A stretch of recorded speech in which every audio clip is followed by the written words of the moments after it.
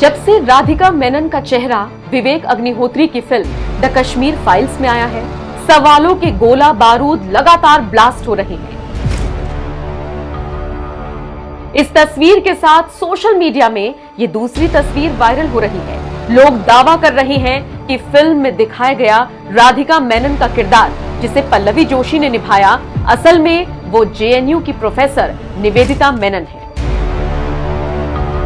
ऐसे में लोग जानना चाहते हैं कि आखिर थोड़े काले ज्यादा सफेद बालों वाली निवेदिता मेनन हैं कौन? क्यों ये भारत विरोधी बात करती हैं?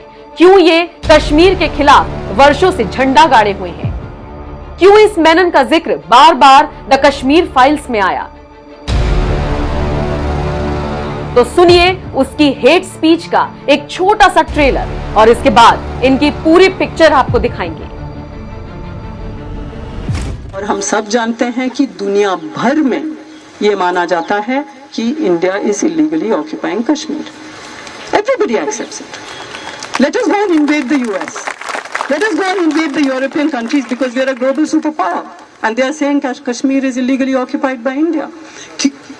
ये क्यों है? आप जानते हैं, टेक्स्ट बुक आते हैं या टाइम या न्यूज वीक आता है, उसमें जो मैप दिखाया जाता है उसमें हमेशा एक अलग तरह का मैप दिखाए, तो फिर उन कॉपीज को तभी बिल्कुल जलाया जाता है, सेंसर किया जाता है, हमारे पास आते ही नहीं हैं।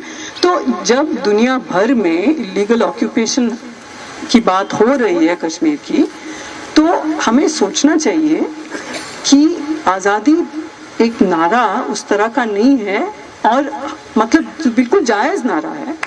और अगर कोई आज़ादी का नारा उठाता है कश्मीर से, तो हम कम से कम ये समझें कि दुनिया में इंडिया को किस तरह समझा जाता है। इट्स एन इंपीरियलिस्ट, इट्स बिल्कुल एक साम्राज्यवादी देश की तरह माना जाता है। तो क्या हमें इस पे गर्व होनी चाहिए? गर्व होना चाहिए। कश्मीर को भारत का हिस्सा ना मानने वाली दूषित मानसिकता का सपोर्ट करने वाला ये भाषण मार्च 2016 का है, जब निवेदिता मेनन ने जेएनयू कैंपस के अंदर ही सैकड़ों छात्रों के बीच भारत और कश्मीर विरोधी सोच के बीज खुलकर बोए।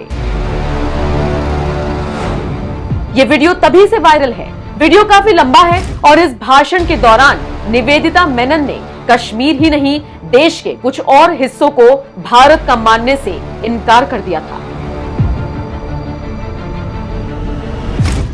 इंडिया जिसे हम कह रहे हैं, उसके कई जगह ऐसे थे, कई रीजन्स ऐसे थे जिनकी अपने स्वायत्त इतिहास थे, completely autonomous of the nation state. वो सीधे ब्रिटिश गवर्नमेंट के, ब्रिटिश सरकार के साथ वो डील कर रहे थे, नेगोशिएट कर रहे थे, और उनकी अपना इतिहास था। लेकिन इस सब को एक तरफ करके इंडियन स्टेट ने एक बड़ा स्टेप लिया कि ये सब हमारा है। अब मणिपुर को लीजिए, मणिपुर 1947 में sorry, can you just keep those papers, thanks, एक इंडिपेंडेंट कॉन्स्टिट्यूशनल मोनार्की बनाया था, एक संवैधानिक राजशाही उन्होंने एस्टैब्लिश की थी with a democratically elected assembly. ये ब्रिटिश के साथ जो नेगोशिएशंस चले थे वो ये हुआ था बिल्कुल जनतांत्रिक तरीके से, कॉन्स्टिट्यूशनल मोनार्की, एक असेंबली जिसमें लोगों ने चुनाव लड़े लोग, और वो मणिपुर एक कॉन्स्टिट्यूशनल मोनार्की बन गया था। लेकिन विद इन मंथ्स मणिपुर के राजा को, यानी कि इस हेड ऑफ स्टेट को गिरफ्तार किया गया और मणिपुर को मर्जर के लिए जबरदस्ती उसको मर्ज किया गया इंडिया के साथ। नागालैंड को देखिए, हैदरी एग्रीमेंट था नागा नेशनल काउंसिल और ब्रिटिश गवर्नमेंट के बीच में, और नागालैंड को 10 साल का प्रोटेक्टेड स्टेटस दिया गया। उसके बाद उनको प्लेबिसाइट का हक दिया गया था, लेकिन ब्रिटिश के जाते ही इंडियन राष्ट्र राज्य ने नागा टेरिटरी को अपना डिक्लेयर किया, और शायद सबसे पहला, one of the first acts of the independent Indian government was to actually aerially bomb Nagaland.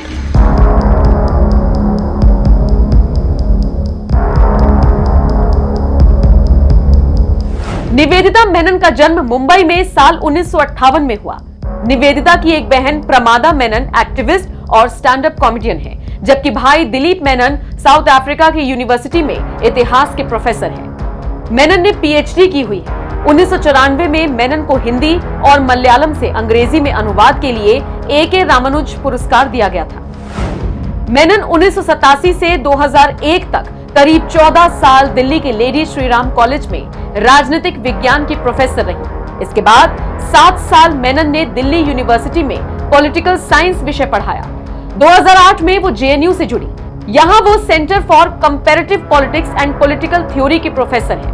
Menon ने फेमिनिज्म और राजनीति के बारे में कई किताबें लिखी और संपादित की हैं, जिसमें 2004 का खंड recovering subversion feminist politics beyond the law शामिल है। वो economic and political weekly, online समाचार ब्लॉग काफिला.org समेत कई समाचार पत्रों में समसामयिक मुद्दों पर अक्सर लेख लिखती रही है। वो इतिहास और राजनीति की बड़ी जानकार हैं, लेकिन भारत जैसे लोकतांत्रिक देश और उसके आजादी के दिन को भूल जाती है और इस बात पर ठाके लगाती है। ज्यादा लोग इतिहास नहीं जानते। सीएचएस के टीचर यहाँ मौजूद हैं और सीएचएस के स्टूडेंट्स यहाँ मौजूद हैं। आप जानते हैं क्यों सीएचएस पे और इतिहास पे इतना बड़ा हमला ये लोग करना चाहते हैं? क्योंकि इतिहास एक बार हम जान गए तो राष्ट्र के सारे रहस्य खुल जाएंगे, राष्ट्रवाद का पोल खुल जाएगा। यही है प्रॉब्लम। तो अगर जब हम कहते हैं बार बार इंडिया इंडिया, 15 अगस्त 1947 में उस वक्त उस मोमेंट पे इंडिया जिसे हम कह रहे हैं उसके कई जगह ऐसे थे, कई रीजन्स ऐसे थे जिनकी अपने स्वायत्त इतिहास थे। निवेदिता मेनन का ये पूरा भाषण आप सुनेंगे तो हिल जाएंगे। फरवरी और मार्च 2016 में जेएनयू में अक्सर विरोध प्रदर्शन हो रहे थे। इसी दौरान निवेदिता मेनन ने राष्ट्रवादी सिद्धांतों और भारतीय संघ में कश्मीर के शामिल होने पर ये बातें कही। अपने भाषण में निवेदिता ने कहा, भारत ने कश्मीर पर अवैध कब्जा किया है। निवेदिता के भाषण के खिलाफ एबीवीपी के नेता सौरभ शर्मा ने पुलिस में शिकायत दर्ज की।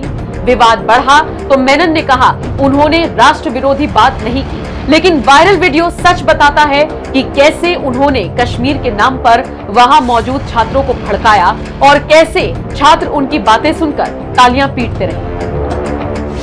कश्मीर की कहानी एक्चुअली यहाँ मुझे बताने की ज़रूरत नहीं है। आप सब जानते हैं कि जो प्लेबिसाइट जो प्रिंसिपल अपनाया गया बाकी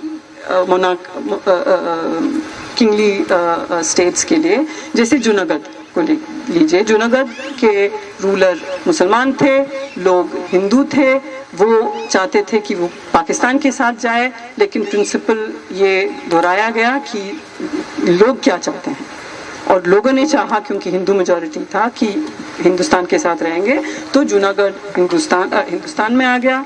और ऐसे कई और स्टेट्स भी थे, लेकिन कश्मीर में ये हुआ कि जो एक्सेशन हुआ पाकिस्तानी वो ट्राइबल इन्वेजन के बाद, वो एक्सेशन एक शर्त पे हुआ था कि और कश्मीर आप जानते ही हैं मुस्लिम मेजॉरिटी और हिंदू रूलर, तो वही प्रिंसिपल अपनाया जाना चाहिए था जो जूनागढ़ के साथ हुआ था, नहीं हुआ। और एक्सेशन इस शर्त पे हुआ कि जब इन्वेजन खत्म हो जाएगा, जब सिचुएशन शांत हो जाएगी, तब प्लेबिसाइट होगा। तब से आज तक प्लेबिसाइट नहीं हुआ है, और हम सब जानते हैं कि दुनिया भर में ये माना जाता है कि India is illegally occupying Kashmir.